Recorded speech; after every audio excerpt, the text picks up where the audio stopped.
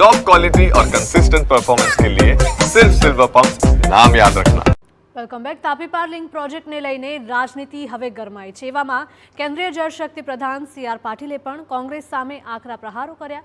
સી.આર. પાટીલે કહ્યું કે કોંગ્રેસના ધારાસભ્ય તુષાર ચૌધરી અને અનંત પટેલ જેવા નેતાઓ આદિવાસી લોકોને ગેરમાર્ગે દોરવાનું કામ કરે છે.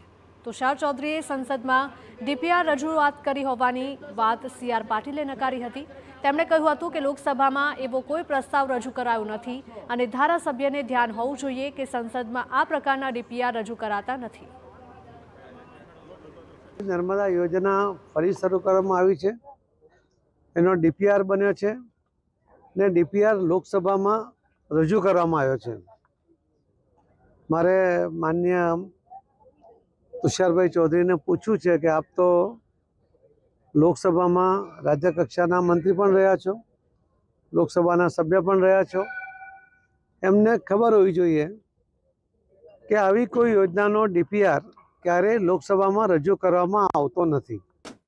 નવસારીના નવા બની રહેલા ભાજપના કમલમ ખાતે એક પેડ માખે નામની યોજના હેઠળ વૃક્ષારોપણ કરવામાં આવી રહ્યું છે અને તે જ સમયે સી.આર. પાટીલે આ નિવેદન આપ્યું હતું.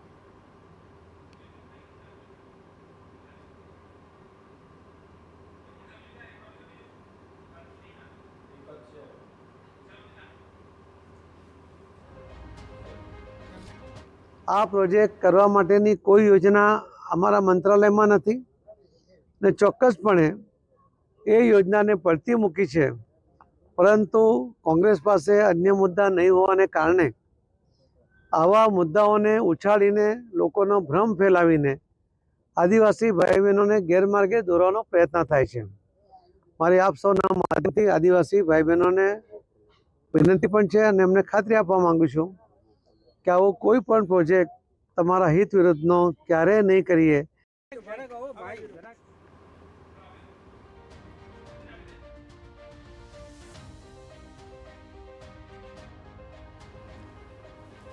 તો તાપી પાર નર્મદા લિંક યોજના મુદ્દે હવે રાજનીતિ ગરમાઈ હોય તેવા એક પછી એક દ્રશ્યો સામે આવી રહ્યા છે. કેન્દ્રીય પ્રધાન સી.આર. પાટીલે આકરા પ્રહારો કર્યા હતા. આદિવાસી લોકોને ગેરમાર્ગે દોરવાનું કામ કરવામાં આવી રહ્યું હોવાનું પણ તેમણે નિવેદન આપ્યું હતું. એમએલએ તુષાર ચૌધરીએ સંસદમાં ડીપીઆર રજૂ કરવાની વાત કરી હતી, જે ખોટી.